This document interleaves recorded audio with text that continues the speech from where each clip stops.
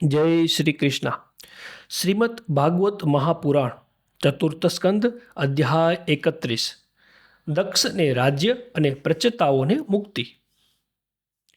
મૈત્રેય બોલ્યા, પછી જેઓને જ્ઞાન ઉત્પન્ન થયું હતું એવા તે પ્રચેતાઓ ભગવાનનું કહેવું યાદ કરી પોતાની સ્ત્રીની પુત્રને ભલામણ કરી જલ્દી ઘરમાંથી ચાલી નીકળ્યા.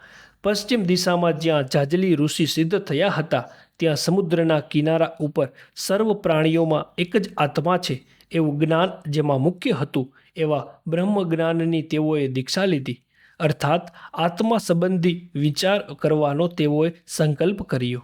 તેવામાં દેવો અને અસુરોને સ્તુતિ કરવા યોગ્ય નારદજી પ્રાણ મન વચન દ્રષ્ટિ તથા આસનનો જય કરનારા, શાંત સરળ શરીરવાળા અને નિર્મળ પરબ્રહ્મ વિશે મનને જોડી દેનારા તે પ્રચેતાઓને મળ્યા.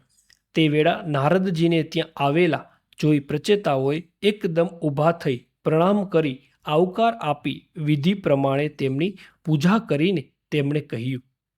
પ્રચેતાઓ બોલ્યા, હે દેવર્ષિ, આપ ભલે પધાર્યા. બહુ જ સારું થયું કે આજે આપના અમને દર્શન થયા. હે બ્રહ્મન, સૂર્યની પેઠે આપનું બધે ફરવું તે જગતને નિર્ભય કરતાઓ માટે છે. હે પ્રભુ, ભગવાન શંકરે અને વિષ્ણુ ભગવાને અમને આત્મતત્વનો ઉપદેશ કર્યો હતો. તેને તો અમે ઘરમાં આસક્ત થઈ લગભગ ભૂલી ગયા છીએ. માટે તત્વ વસ્તુનું દર્શન કરનાર તે અધ્યાત્મ જ્ઞાન આપ અમને ઉપદેશો, જેથી આ દુસ્તર સંસાર સમુદ્ર સહેલાઈથી તરીએ. મૈત્રેય બોલ્યા, પ્રચેતાઓએ એમ પૂછ્યું એટલે ઉત્તમ કીર્તિવાળા શ્રી ભગવાન વિશે આસક્ત મનવાળા નારદ મુનિએ રાજાને કહેવા લાગ્યા. નારદ બોલ્યા, મનુષ્યનો તે જન્મ, તે જ કર્મ, તે જ આયુષ્ય, તે જ મન અને તે જ વચન સાર્થક છે, જેના વડે જગતના આત્મા અને ઈશ્વર શ્રી હરિની સેવા થઈ શકે. બાકી તે વિના મનુષ્યના સૌકલ, સાવિત્ર અને જ્ઞાનિયમ નામના 3 જન્મોનું, વેદમાં કહેલા કર્મોનું તથા દેવો જેટલા લાંબા આયુષ્યનું શું ફળ છે? કંઈ જ નથી. તેમજ શાસ્ત્રનું અધ્યયન, તપશ્ચર્યા, વાણીના વિલાસ, અનેક પ્રકારના અવધાનોનો, સામર્થ્યપૂર્વ ચિત્ત વૃત્તિઓ, નિપુણ બુદ્ધિ, શારીરિક બળ તથા ઇન્દ્રિયોની શક્તિ સર્વનું શું ફળ છે?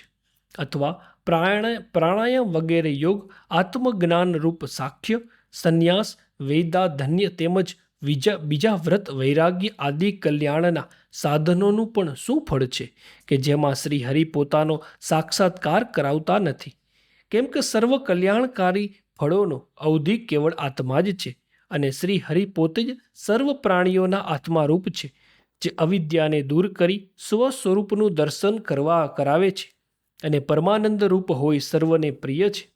જેમ વૃક્ષના મૂળને સિંચવાથી તેનું થડ, શાખાઓ અને ઉપશાખાઓ પણ તૃપ્ત થાય છે અને જેમ પ્રાણને ભોજન આપવાથી સર્વ ઇન્દ્રિયોને પણ તૃપ્તિ થાય છે, તેમ ભગવાનની પૂજા કરવાથી સર્વનું પૂજન થઈ જાય છે. કેમ કે જેમ સર્વ પ્રકારના જળ સૂર્યથી ઉત્પન્ન થાય છે અને ફરી સમય આવતા તે સૂર્યમાં જ પ્રવેશ કરે છે, અથવા જેમ સ્થાવર જંગમ સર્વ પ્રાણીઓ પૃથ્વીમાંથી ઉત્પન્ન થઈ ફરી પૃથ્વીમાં જ લય પામે છે, તેમ અચેતન ચેતન આ સર્વ સંસાર શ્રી હરિથી ઉત્પન્ન થઈ શ્રી હરિમાં જ લય પામે છે. જેમ સૂર્યથી ઉત્પન્ન થયેલી તેની ક્રાંતિ સૂર્યનું જ સ્વરૂપ છે પણ જેની જુદી નથી, તેમ જગતના આત્મારૂપ શ્રી હરિથી એકવાર સૃષ્ટિ સમયે ઉત્પન્ન થયેલું આ જગત પણ શ્રી હરિનું સર્વોત્તમ સ્વરૂપ છે, પણ તેથી જુદું નથી.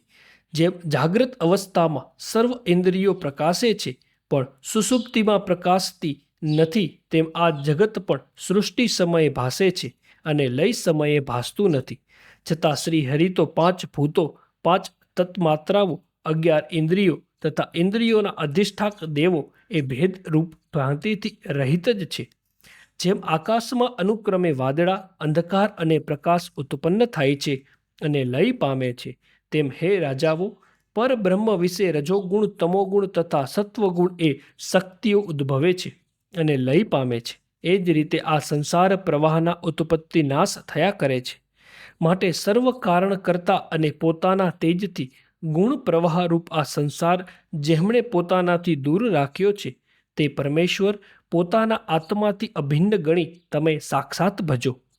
સર્વ પ્રાણીઓ ઉપર દયા કરવાથી જે મળે તેવા સંતોષ રાખવાથી અને સર્વ ઇન્દ્રિયોને શાંત કરવાથી ભગવાન જનાર્દન તરત પ્રસન્ન થાય છે.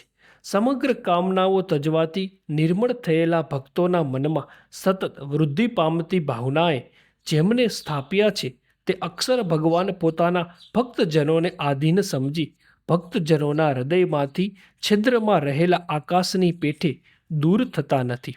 વળી એ ભગવાન ભક્તિ રસને જાણનાર અને નિર્ધન ભક્તજનો તેમને અત્યંત પ્રિય છે.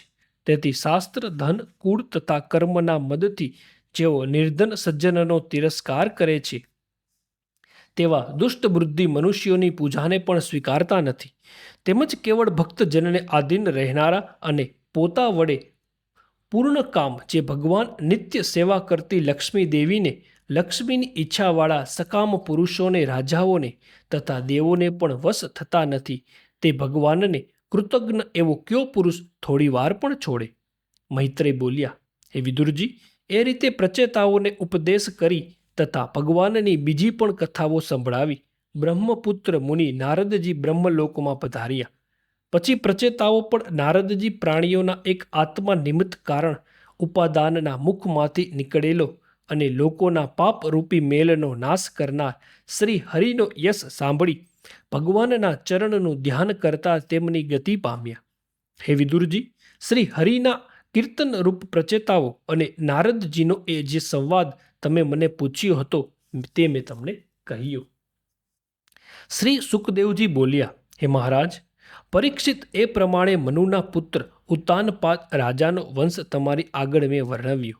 હવે પ્રિયવ્રત રાજાનો વંશ પણ તમે સાંભળો કે જે પ્રિયવ્રત રાજા નારદજી પાસેથી આત્મવિદ્યા મેળવી પૃથ્વીનું રાજ્ય કરી પુત્રોને પૃથ્વી વહેંચી આપી ઈશ્વરપદ પામ્યા હતા. મૈત્રેય મુનિએ વર્ણવેલી અને ભગવાનના મહાત્મયના વર્ણનવાળી આ ઉત્તમ કથા સાંભળી વિદુરજીનો પણ ભગવાન ઉપર ભાવ વધ્યો. તેમના નેત્રમાં આંસુ આવવાથી તે વ્યાકુળ થયા. તેમણે મુનિ મૈત્રેયના ચરણ મસ્તક પર ધારણ કર્યા ને હરિના ચરણોમાં હૃદયમાં ધારણ કર્યા. વિદુરજી બોલ્યા, હે મહાયોગી મૈત્રેય, દયાળુ મનવાળા આપે આજે સંસારનો પાર જ મને બતાવ્યો છે કે જે પાર જોતા નિસ્પૃહ સત્ય પુરુષોથી ગવાતા શ્રી હરિ મળે છે. શ્રી સુખદેવજી બોલ્યા, એ પ્રમાણે મૈત્રેય ઋષિને કહી પ્રણામ કરી તેમની આજ્ઞા લઈ પોતાના સંબંધીઓને મળવાની ઈચ્છાવાળા અને શાંત થયેલા મનવાળા વિદુરજી ત્યાંથી હસ્તીના રૂપ ગયા. હે રાજન, જે મનુષ્ય શ્રી હરિ વિશે આત્મસમર્પણ કરવાના રાજાઓનું આ ચરિત્ર સાંભળે છે તે આયુષ્ય, યશ, કલ્યાણ, સદગતિ તથા ઈશ્વર પદ પામે છે. શ્રીમદ ભાગવત મહાપુરાણ ચતુર્થ સ્કંદ અધ્યાય 31 સમાપ્ત. ચતુર્થ સ્કંદ સમાપ્ત. જય શ્રી કૃષ્ણ.